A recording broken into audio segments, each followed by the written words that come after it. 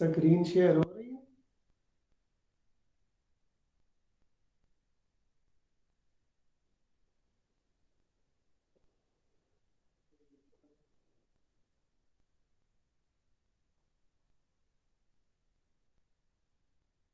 मेरी आवाज आ रही?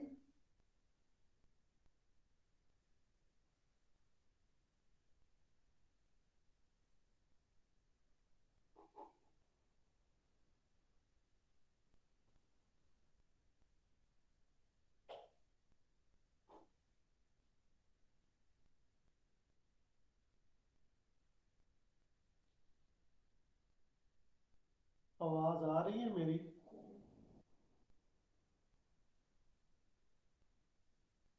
Yes sir.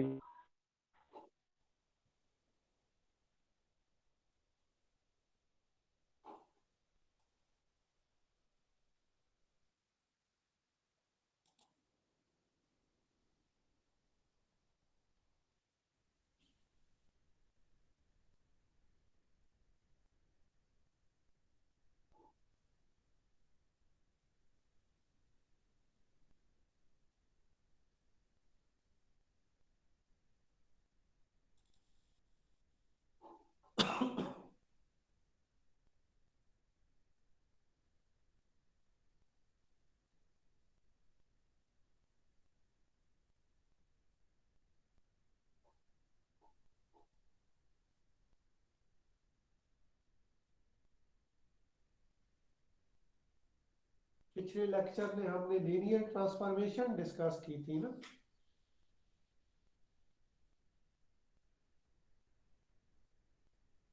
मेरी आवाज आ रही है? यस सर, आवाज आ रही वो है सर। स्लो। लेकिन स्क्रीन, अच्छा स्क्रीन भी शेयर हो गई सर। ठीक है, अब आ रही है सर नजर। मैं यही कह रहा हूँ कि आप मुझे बताएंगे तो फिर मैं शुरू करूँ। अच्छा, हमने पिछला जो लेक्चर है उसमें लीनियर ट्रांसफॉर्मेशन जो है वो डिस्कस की थी ना, ठीक है? तो इसमें हम डिस्कस करेंगे कि नल स्पेस क्या होती है और रेंज ऑफ टी क्या होती है, ठीक है? तो अगर लीनियर ट्रांसफॉर्मेशन हो फ्रॉम वी टू डब्ल्यू, तो एन ऑफ टी क्या होता है, जिसको आप नल स्पेस कहेंगे और रिप्रेजेंट करेंगे एन ऑफ टी से। तो जैसे ये आपके सामने है, डिफाइन है, एन ऑफ टी जो है वो एक सेट है। किस किस्म का सेट है? जिसमें वी के वो एलिमेंट हैं जिन पे टी अप्लाई हो तो आंसर जीरो आता है, ठीक है ना? यानी टी अगर ट्रांसफॉर्मेशन हो फ्रॉम वी टू डब्ल्यू और वी सर के आवाज जो क्लियर नहीं आ रही सर। आपकी आवाज बहुत कम आ रही है। पता नहीं फिर ये नेट का आप सबका मसला है या कोई बाकी ये मुझे सर बहुत स्लो आ रही है आवाज। सर आवाज ठीक है लेकिन थोड़ी स्लो आ रही है। अच्छा, वो नेट जो है वो बार दफा हो जाता है कमजोर।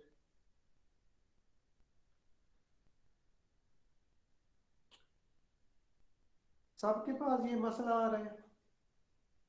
Yes sir. अच्छा, चले मैं फिर एक दो मिनट इंतजार के बाद फिर शुरू करता हूँ, यही है।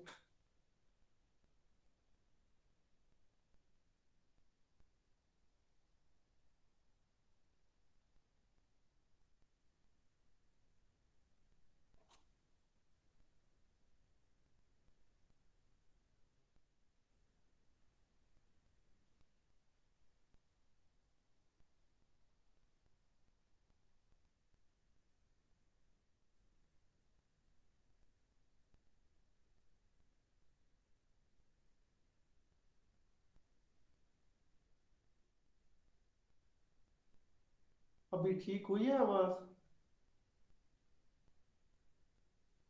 सर आवाज सही आ रही है लेकिन स्लो आ रही है आवाज।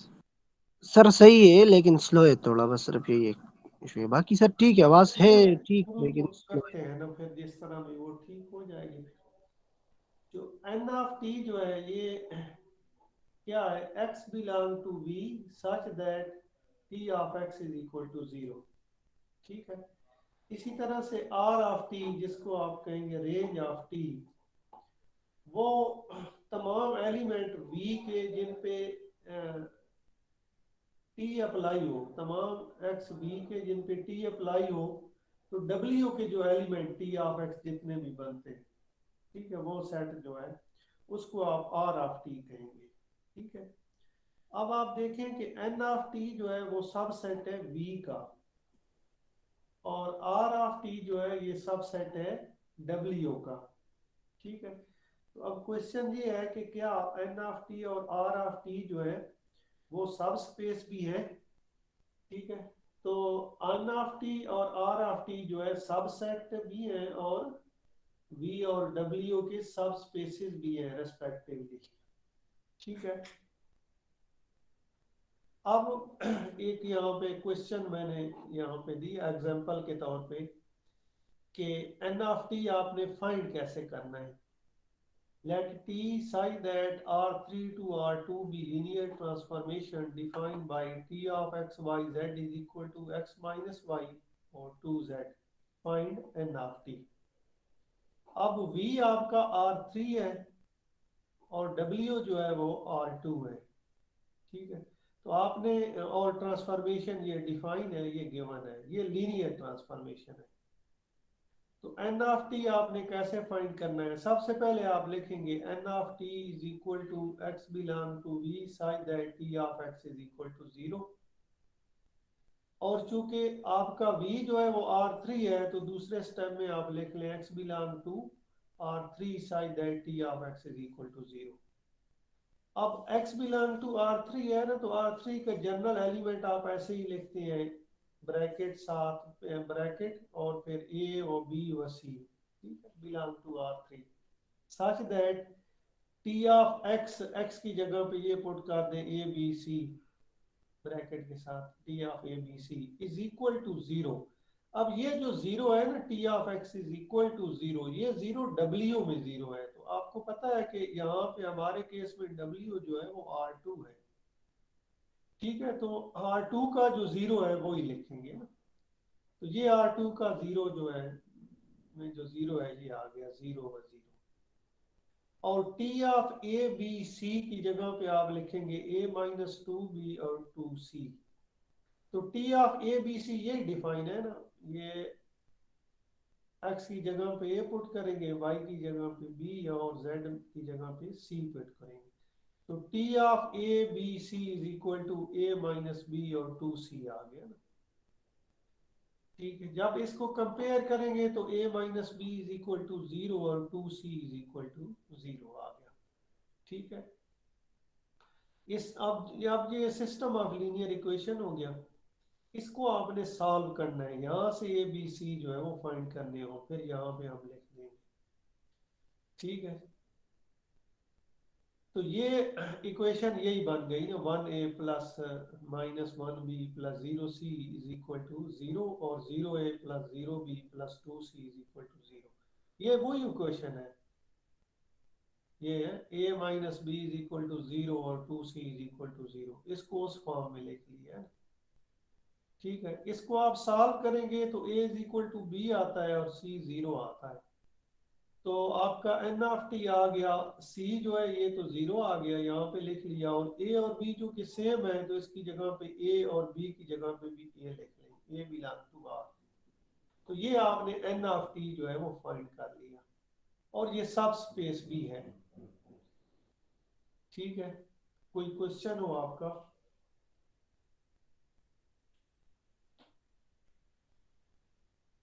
कोई क्वेश्चन पूछना है आपने? No sir. ये सारी जो मैंने अभी डिस्कस किया है क्लियर है? सब सर आवाज बहुत स्लो है। सब स्पेस की प्रॉपर्टीज है वो होल्ड कर रही हैं इस वेक्टर हाँ इस करेंगी, हमने यहाँ पे किया नहीं है चेक, लेकिन in general N of T और आर ऑफ टी जो है ये सब स्पेस होती है। ठीक है, यस सर। तो यानी वो होल्ड करेंगी वेक्टर स्पेस वाली प्रॉपर्टी। या एक हमने थ्योरम किया था, उसमें अगर 3 कंडीशन पूरी हो जाए तो वो सब स्पेस बन जाती है, अगर सबसेट हो तो। सबसेट तो है बाय डेफिनेशन। ठीक है, तो इस वजह से एन ऑफ टी और आर ऑफ टी जो है इन जनरल सब स्पेसेस हैं। V और W की रेसिप्रोकल, यानी N ऑफ T W की सब स्पेस है और R ऑफ T जो है वो N ऑफ T जो है वो V की सब स्पेस है और R ऑफ T जो है वो W की सब स्पेस है। ठीक है,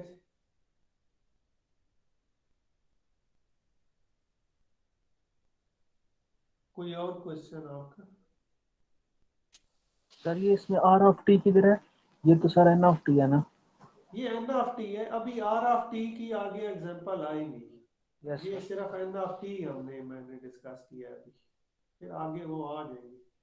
अच्छा, ये सिस्टम ऑफ लीनियर इक्वेशन को मैंने जैसे आपको बताया था ना कि आप इस तरह का वो मैट्रिक्स बना के वो फिर इस तरह से सॉल्व किया करें तो बेहतर है इसी तरीके से सॉल्व करें ना। ये मैंने अलग से सोल्यूशन जो है ये करके भी दिया है इसी फॉर्म में। ठीक है ना, ऊपर जो इक्वेशन है उनका सोल्यूशन, तो इसको आप इस तरह से जो है वो देख सकते हैं। ठीक है, आगे चले फिर आर ऑफ टी एक्सप्लेन करने के।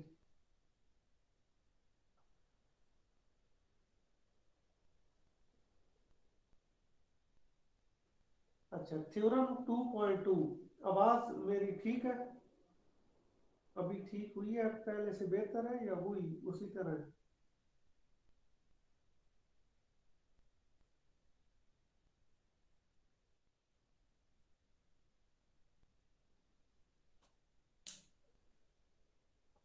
मेरी आवाज आ रही है? यस सर, आ रही है आवाज। Yes yes sir, sir. आ यस रही सर। है। पहले से बेहतर हुई है? जी यस सर। सर, पहले से बेहतर है। ठीक है, अब ये थ्योरम 2.2 है, इसकी पहले आप स्टेटमेंट जो है वो हम समझेंगे और फिर इसको अप्लाई करेंगे ना। ठीक है, तो इसमें आप देखें कि late V and W be vector spaces and T such that from V to W be linear। V और W वेक्टर स्पेसेस हैं, ठीक है, और T जो है वो लीनियर ट्रांसफॉर्मेशन है फ्रॉम V टू W, ये गिवन है आपको। और साथ गिवन है if beta is equal to, ये सेट जो है जिसमें एलिमेंट है V1 V2 Vn is a basis for V, यानी V और W दो वेक्टर स्पेसेस हो, T from V to W linear transformation हो और बीटा जो है वो V का बेसिस सेट गिवन हो, तो R ऑफ T जो है क्या होता है? ठीक है ना, तो R ऑफ T होता है span of T of beta, और T ऑफ बीटा क्या है? T of V1 T of V2 T of Vn, यानी ये जो सेट है T ऑफ जिसमें एलिमेंट है T of V1 T of V2 so on T of Vn, इसका अगर स्पैन लें तो वो R ऑफ T के इक्वल होता है। ठीक है, यानी दो वेक्टर स्पेसेस होनी चाहिए V और W, और T from V to W linear transformation होनी चाहिए और V का एक बेसिस सेट आपको गिवन होना चाहिए। अगर ये चीजें गिवन है तो आप R ऑफ T जो है वो फाइंड कर सकते हैं। किसके इक्वल होगा? R of T is equal to span of T of beta, यानी बीटा गिवन है तो T ऑफ बीटा आप फाइंड कर सकते हैं। वो क्या होगा? T of B1 T of B2 T of N, ये एलिमेंट होंगे उस सेट के, और उसका स्पैन क्या होता है वो आपको पता है। तो आप इस थ्योरम की मदद से R ऑफ T फाइंड कर सकते हैं। नीचे एक एग्जांपल है, let T such that R3 to R2 be linear defined by T of x y z is equal to x minus y or 2z, find R of T। ठीक है, जैसे अभी आपने क्वेश्चन किया था कि R ऑफ T, ये R of T जो है वो उसी तरह की एग्जांपल है, हमने फाइंड किया हुआ है।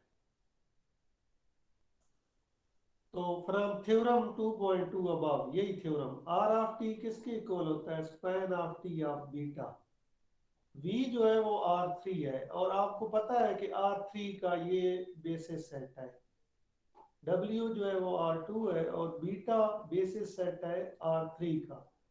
ये हमने डिस्कस किया था। R3 का बेसिस सेट जो है ये 1 0 0 0 1 0 और 0 0 1 ये बेसिस सेट होता है R3 का।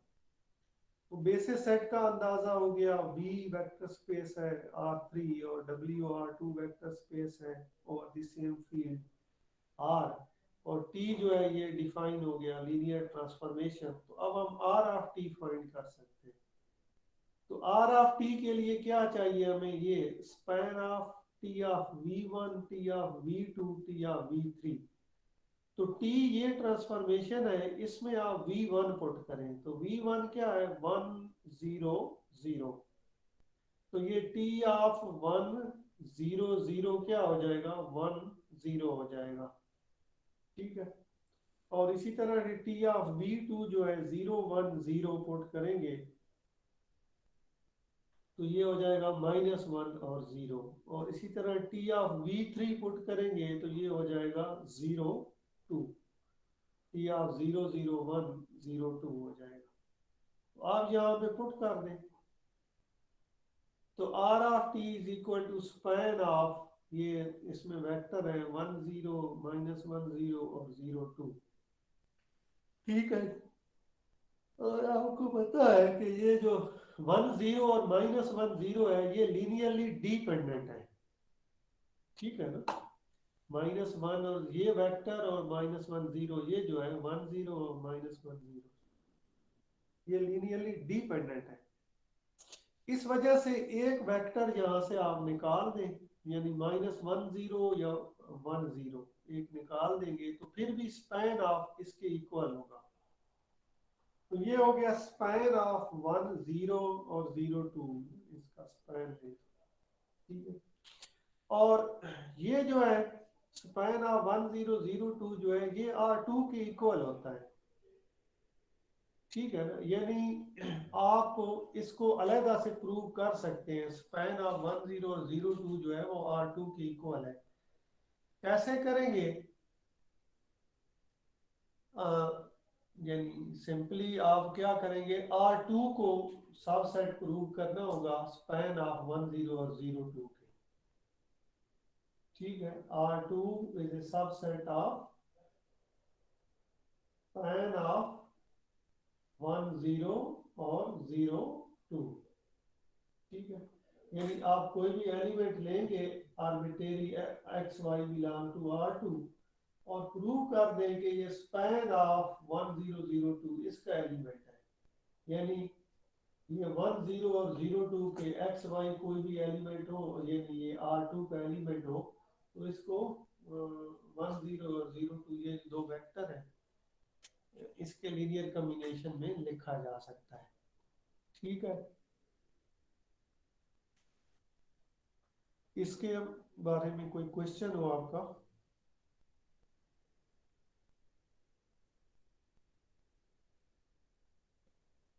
क्लियर हो गया? सर वो हमने एक निकाल क्यों नहीं है उसमें से, वो जो दो एलिमेंट थे R2 के? हाँ, वो निकालने से इक्वल रहता है ना, फर्क नहीं रहता। यानी स्पैन ऑफ 1 0 -1 0 0 2 जो है वो इसके इक्वल है स्पैन ऑफ 1 0 0 2 के, क्योंकि ये 1 0 और -1 0 डिपेंडेंट है ना। तो डिपेंडेंट अगर हो तो एक निकाल दे तो फिर स्पैन ऑफ इसका हो या इसका हो वो सेट पे फर्क नहीं पड़ता, ठीक है सर। यानी अगर ना भी निकालें तो उसको भी R2 के इक्वल आप लिख सकते हैं, ये नहीं है।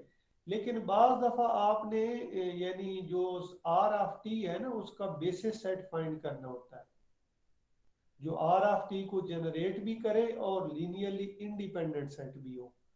तो फिर ये ऊपर वाला जो सेट है ना जिसमें -1 0 भी शामिल है, ये 1 0 -1 0 0 2, इसमें ये तो डिपेंडेंट सेट है ना। तो इस वजह से इसको निकाल दें तो ये बाकी जो रह गया है ये आपका इंडिपेंडेंट सेट रह गया, ठीक है।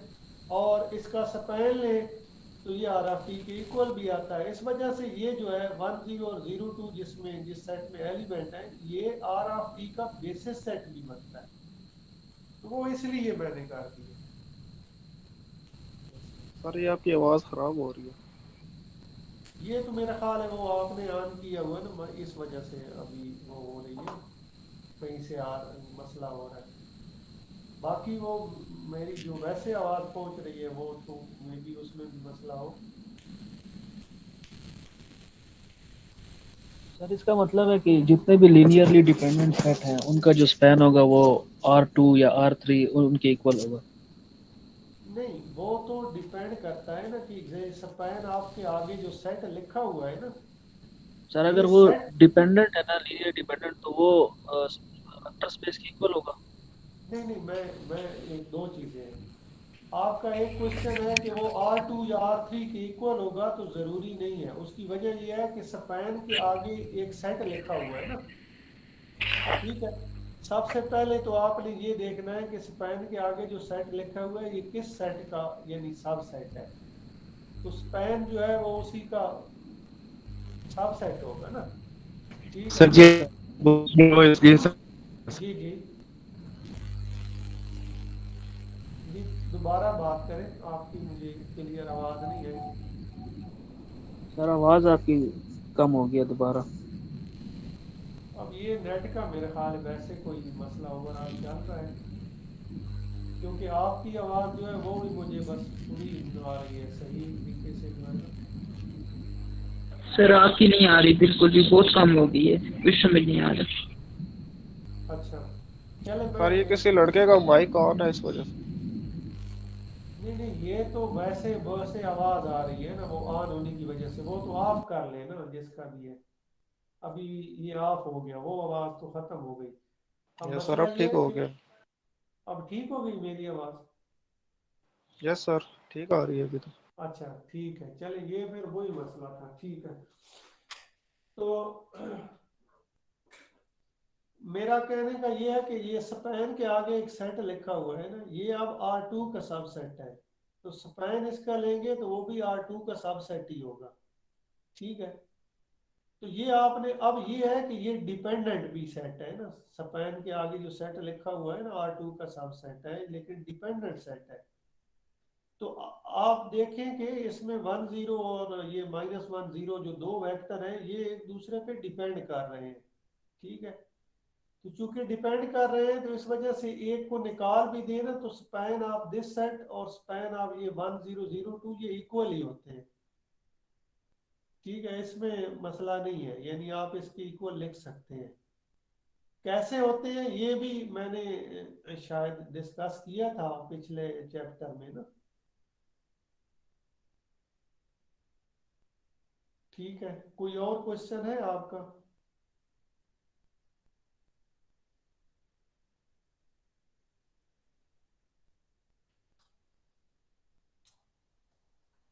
क्वेश्चन है आपका? आगे चलो।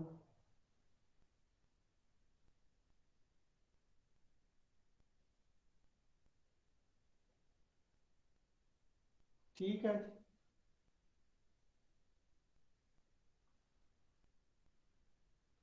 मेरी आवाज आ रही है ना? Yes sir. हाँ, अच्छा, जो आपका अभी मसला था ना कि span of 10 - 1002 is equal to span of 1002 कैसे आपने लिखा है, तो वो मैंने यहाँ पे एक्सप्लेन किया हुआ है ना आगे। ठीक है, तो ये आप देखिए ना कि स्पैन आप ये शुरू किया 10 - 10 और 02, इसको आप इस तरह से लिख सकते हैं ना लीनियर कम्बिनेशन में। A × 10 plus B × -10 plus C × 02, ABC belong to R, ये लिख सकते हैं। अब इसको सिंपलीफाई करें तो A × 10 प्लस माइनस ये -1 इससे बाहर आ सकता है, तो -B × 10 प्लस C × 02 लिख सकते हैं। और ये आप देखें ना कि अब ये 10 भी वही वेक्टर है और 10 दूसरा ये भी वेक्टर वही है, और ये ए और ये -b है। तो इसको वेक्टर की प्रॉपर्टीज को यूज करके आप लिख सकते हैं इस तरह से A - B × 10 प्लस C × 02। ठीक है, और A - B को आप लेट कर दें एक और कांस्टेंट D के इक्वल या कोई भी कांस्टेंट, तो ये हो जाएगा D × 10 प्लस C × 02। और इसको आप लिख सकते हैं स्पैन ऑफ 1002। ठीक है, DC जो है वो बिलोंग टू R है। तो इस तरह ये इसके इक्वल होता है ये अगर। सर आवाज नहीं आ रही बिल्कुल।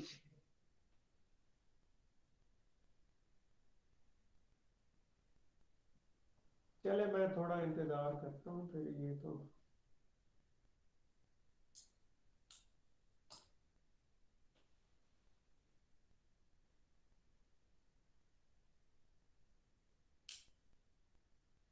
अभी ठीक हुई है आवाज। सर आप ये आज के लेक्चर की रिकॉर्डिंग बहुत भेजेंगे आहिस्ता आ रही इनको है क्लास सर, में? बहुत आहिस्ता।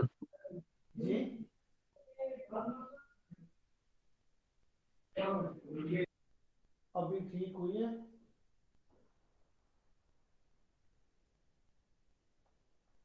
No sir.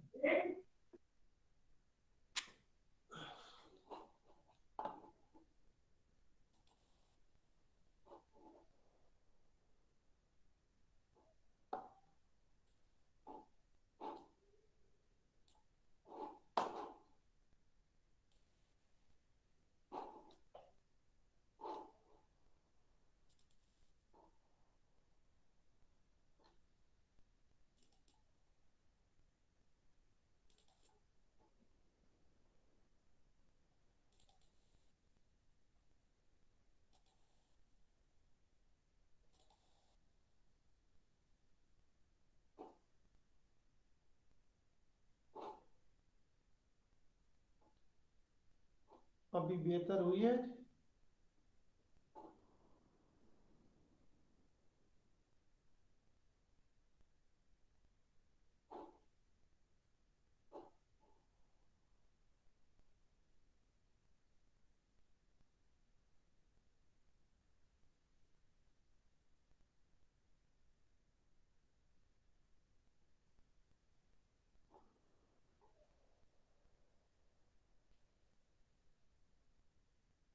हाँ जी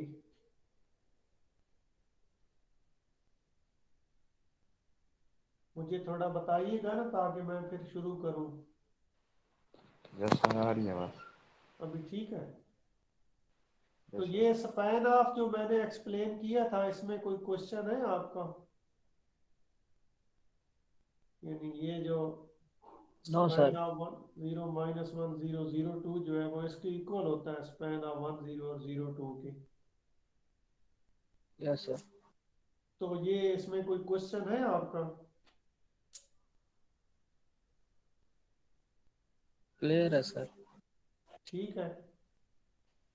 अच्छा अब दूसरा जो है ना जो स्पैन ऑफ 1 0 0 2 R2 की इक्वल है तो वो कैसे करना है वो मैंने यहाँ पे किया हुआ है ना।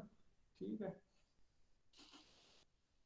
तो ये span of 1 0 0 2 is equal to R2 का क्या मतलब है कि आपने प्रूव करना है कि span of 1 0 0 2 is a subset of R2। तो वो तो ट्रिवियल केस है ना। ठीक है। दूसरा आपने प्रूव ये करना है कि R2 is a subset of span of 1 0 0 2 इसके इक्वल है। ठीक है। तो आपने R2 में से एक एलिमेंट लेना है। ये एलिमेंट ले लिया x और y और साथ ब्रैकेट की ये एलिमेंट है R2 का। ठीक है ना। और इसको प्रूव करना है कि ये एलिमेंट जो है स्पैन ऑफ 1 0 0 2 ये इससे बिलोंग करता है। तो इसका मतलब होगा कि R2 is a subset of span of 1 0 0 2 इसके इक्वल हो जाएगा। तो आप इसके लिए ये करेंगे कि एक्स वाई लिखेंगे ये एलिमेंट जनरल एलिमेंट लिखेंगे is equal to A1 into 1 0 plus A2 into 0 2 इसके इक्वल हो जाएगा। ठीक है। और इसको सिंप्लीफाई करें तो A1 और 2 A2 इसके इक्वल हो जाएगा। ठीक है। तो कंपेयर करें तो A1 जो है वो x के इक्वल है और A2 जो है वो y/2 की इक्वल है। तो अगर A1 की जगह पे x लिखें और A2 की जगह पे y/2 लिखें तो ये आ जाएगा xy is equal to x into 1 0 plus y/2 into 0 2। यानी A1 x आ गया और A2 जो है y/2 आ गया फॉर ऑल x y। यानी x और y कुछ भी हो यानी R2 का कोई भी एलिमेंट हो तो उसको लीनियर कॉम्बिनेशन ऑफ 1 0 और 0 2 लिखा जा सकता है। तो लिखा जा सकता है, तो वो किससे बिलोंग करेगा, स्पैन ऑफ 1002, इससे बिलोंग करेगा। तो इसका मतलब है x y belong to span of 1002। और हमने आर्बिट्रेरी एलिमेंट लिया था R2 से, और ये प्रूव कर दिया है कि ये एलिमेंट जो है वो लाई करता है स्पैन ऑफ 1002 में। ठीक है, तो चूंकि ये उसमें लाई करता है, इस वजह से R2 is a subset of span of 1002 हो गया। ठीक है जी। सर ये जो सेट है 10 और 02, सर ये बेसिस सेट भी है? ये R2 का बेसिस सेट भी है, इसको आप प्रूव यस कर सकते हैं। ये लीनियरली इंडिपेंडेंट है और जनरेट करता है R2। अगर उस लिहाज से देखें तो वो भी आप, यानी बेसिस सेट भी है, तभी से ये लिखा गया है ना। देखिए ना, ये एक लिहाज से जब आप बेसिस सेट आपने प्रूव करना होता है तो क्या होता है, span of this set R2 के इक्वल होना चाहिए ना। बेसिस सेट का यस यही सर। मतलब है कि ना कि जनरेट करता है और लीनियरली इंडिपेंडेंट है, तो लीनियरली इंडिपेंडेंट चेक कर सकते हैं। और span of this set is equal to R2 है, ये मैंने यहाँ पे किया हुआ है ना। अगर उस अंदाज से देखें तो ये वही चीज की गई है ना, कि R2 का एक एलिमेंट है, उसको लीनियर कॉम्बिनेशन ऑफ 1002 लिखा जा सकता है। तो इसका मतलब है ये सेट जो है, जो स्पैन के आगे ये जनरेट करता है R2 को। ठीक है,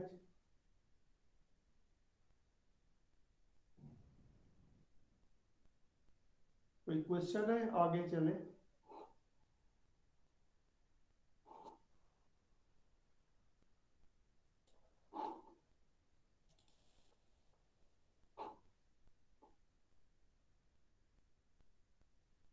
हाँ जी, आवाज तो ठीक है ना।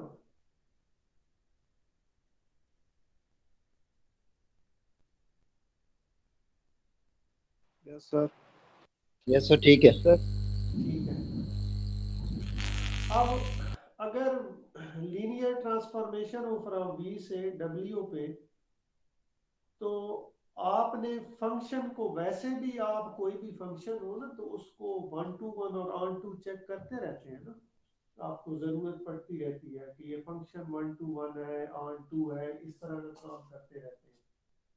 ठीक है, तो वो तो बाय डेफिनेशन या किसी और तरीके से जनरल फंक्शन को तो आप वो चेक कर सकते हैं या जिस तरह भी करते हैं। लेकिन लीनियर अलजेब्रा में अगर T जो है वो लीनियर ट्रांसफॉर्मेशन हो, तो फिर जरा आसानी के साथ 1 to 1 और ऑन टू जो है ना वो चेक किया जा सकता है, यानी लीनियर अलजेब्रा में जो टूल्स है ना उनको यूज करके। तो अब यहाँ पे हम फंक्शन, जो यहाँ पे फंक्शन है जो कि लीनियर ट्रांसफॉर्मेशन है, इसको 1 to 1 कैसे चेक करना है, ऑन टू कैसे चेक करना है, उसको देखते हैं। ठीक है, ये थ्योरम 2.4 है, इसको आप बेस बना सकते हैं। मसलन क्या है इसमें, late V and W be vector spaces and T from V to W be linear, then T is 1 to 1 if and only if n of T is equal to 0। अब देखिए ना, T अगर 1 to 1 हो तो n of T 0 होता है। n of T वही अभी जो हमने डिस्कस किया है, नल स्पेस, अभी इस लेक्चर के शुरू में। और चूंकि इस थ्योरम में इफ एंड ओनली इफ की कंडीशन है ना, तो अगर किसी भी लीनियर ट्रांसफॉर्मेशन के corresponding n of t find करें और वो 0 आ जाए, तो फिर t 1 to 1 भी होगा। इसका मतलब है कि अगर आपने t 1 to 1 चेक करना है तो आप क्या करेंगे, n ऑफ t फाइंड कर लेंगे। और n ऑफ t अगर सिर्फ 0 आ जाता है, ठीक है, ऐसा सेट जिसमें सिर्फ 0 वेक्टर लाई करता है, ठीक है ना, तो फिर t 1 to 1 होगा। और अगर इसके अलावा है तो फिर t जो है वो 1 to 1 नहीं होगा। ठीक है,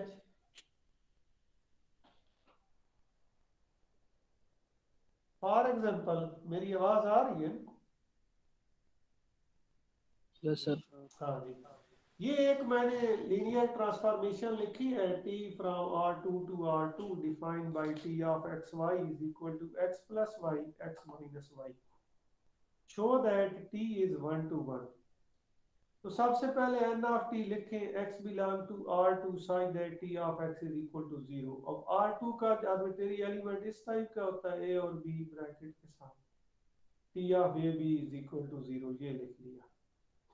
और साथ टी ऑफ ए बी जो है ये डिफाइन है, ए बी इधर पुट करेंगे तो ए प्लस बी और A minus B, A plus B और ए माइनस बी, और ये 0 0, ठीक है।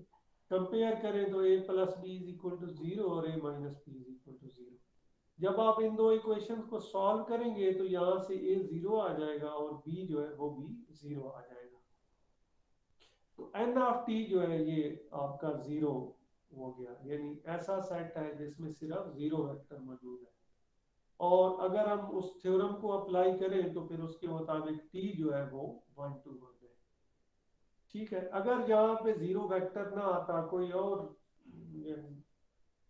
डिफरेंट एलिमेंट या सेट आ जाता जिसमें 0 भी होता, कुछ और भी होते एलिमेंट, तो फिर 1 to 1 नहीं होना था, ठीक है।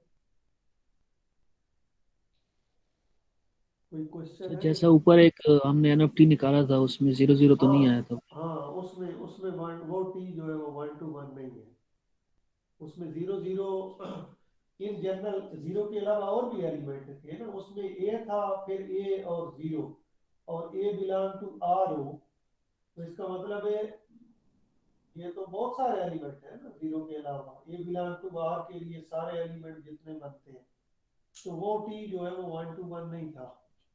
यहाँ पे टी जो है ये 1 to 1 है,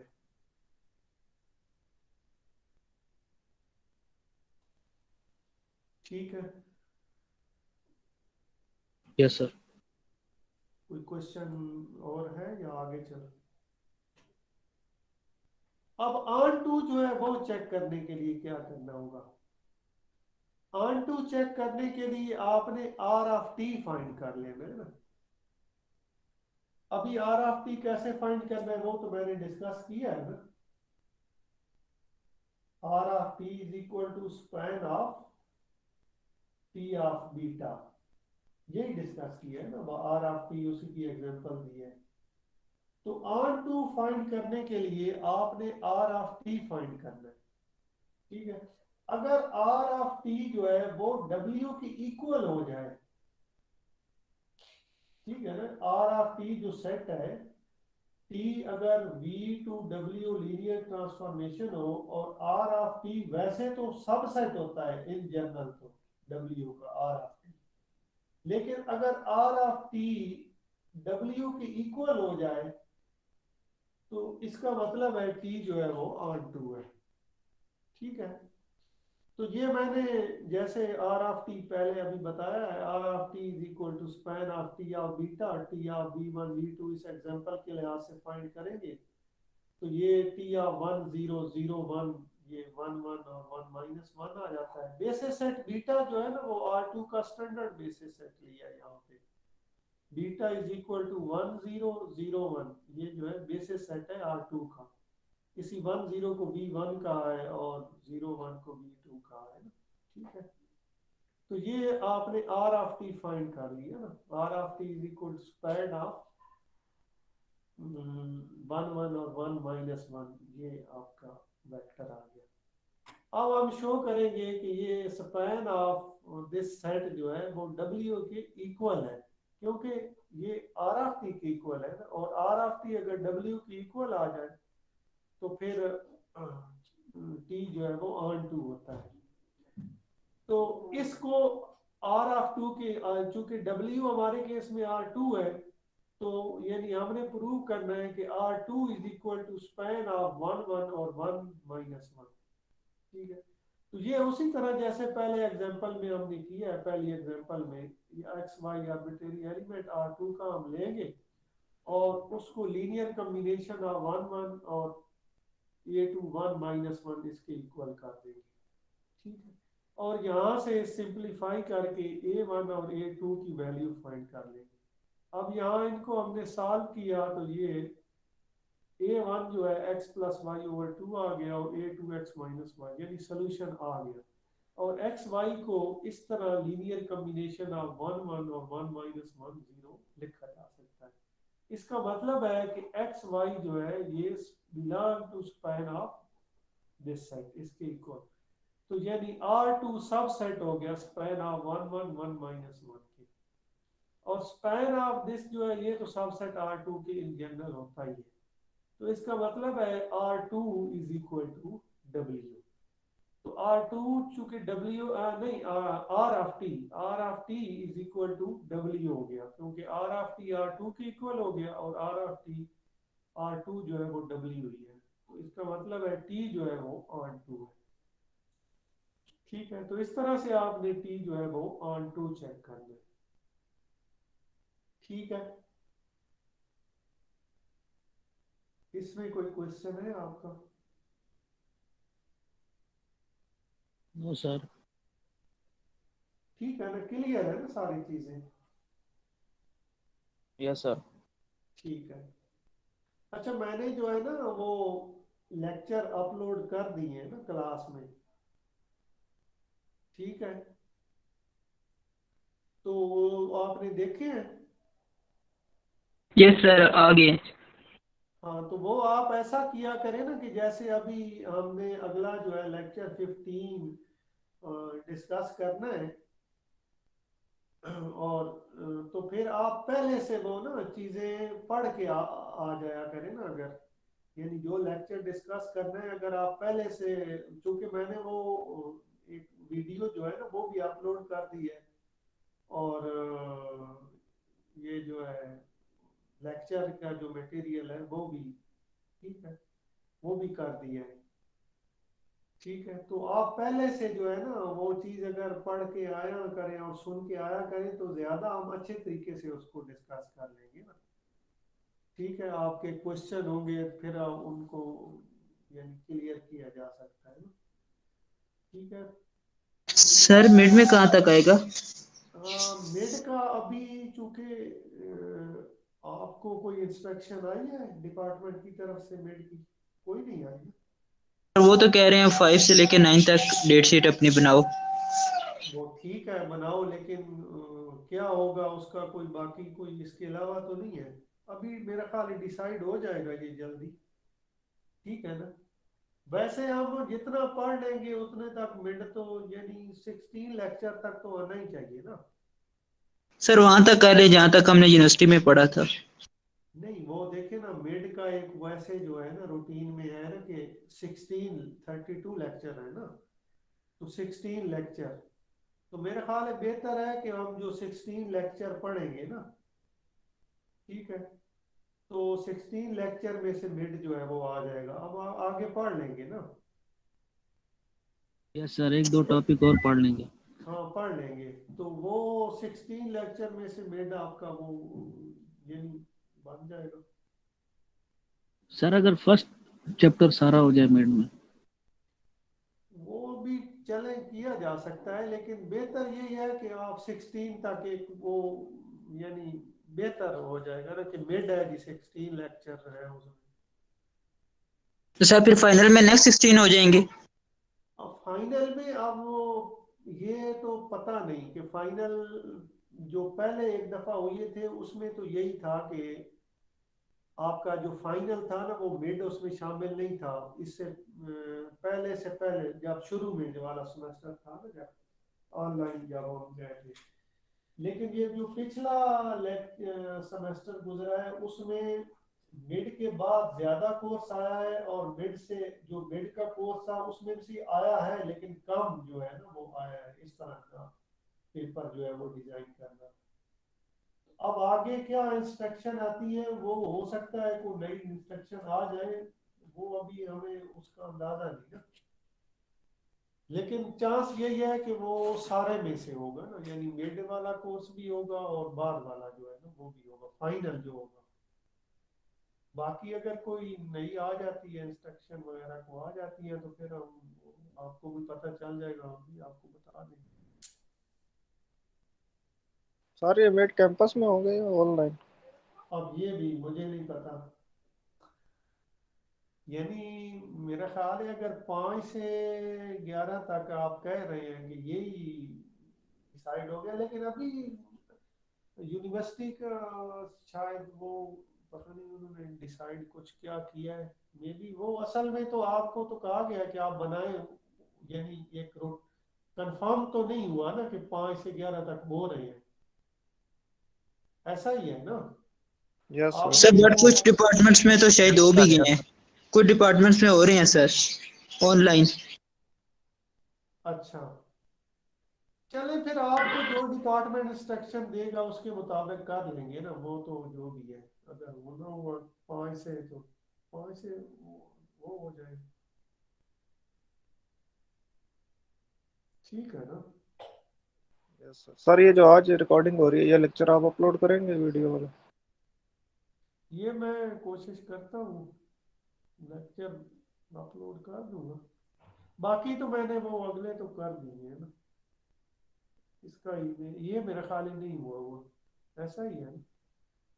सर वो सेक्शन 1.6 के भी क्वेश्चन बता दें जो करने हैं।